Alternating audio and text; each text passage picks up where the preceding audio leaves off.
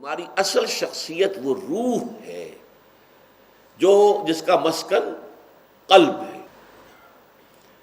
اس روح کو جگانا، ہوش میں لانا اور اس بدن کے غلاف کو پھاڑ کر اسے برآمد کرنا، یہ ہے کام نکال لے گئے اہل ایمان. یہاں پر اپنشد کا بھی ایک جملہ آپ کو سنایا ہے میں نے پہلے بھی غالباً، آج پھر سن لیجئے، بالکل اس آیت کی ترجمانی ہے. Man in his ignorance identifies himself with the material sheets which encompass his real self. انسان کا ایک ریئل سیلف ہے، اس کے گرد مادی غلاف ہے. مادی غلاف ہے تو یہ ریئل سیلف جو ہے اسپریچول ہے.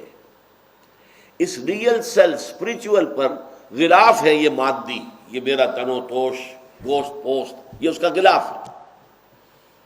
جیسے تلوار اور اس کی نیام.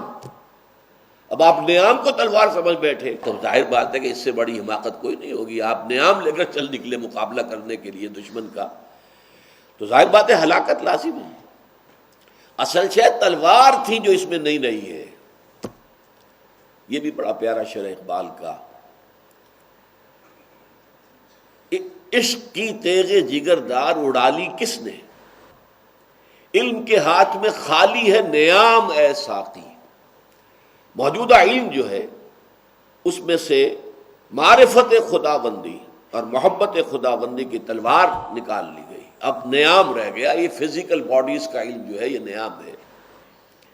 علم کے ہاتھ میں ہے خالی ہے نیام اے ساقی، عشق کی تیغ جگردار اڑا لی کس نے. وہ عشق روح کا معاملہ ہے. اللہ کے ساتھ عشق روح کو ہے، بدن کو نہیں ہے. بدن کا تعلق نہیں اس سے. بدن تو زمین سے آیا ہے، زمین میں چلا جائے گا. وہ روح وہاں سے آئی ہے، اور روح کے ساتھ اللہ کی ذات کا ایسا تعلق ہے، اتصال بے تکیف بے قیاس، ہست رب الناس را با جان ناس. جیسے ہمیں نہیں معلوم کہ ہماری زندگی جو ہے ہمارے جسم سے کیسے وابستہ ہے، کہاں ہے، کہاں سے نکلتی ہے، کہاں ہے موجود، نہیں پتا. زندگی ہے. اسی طرح روح جو ہے وہ ہمارے اس حیوانی وجود کے ساتھ متصل ہے. کیسے ہے یہ ہم نہیں جانتے. البتہ اس کا مسکن جو ہے وہ قلب ہے. اس روح کا مسکن قلب.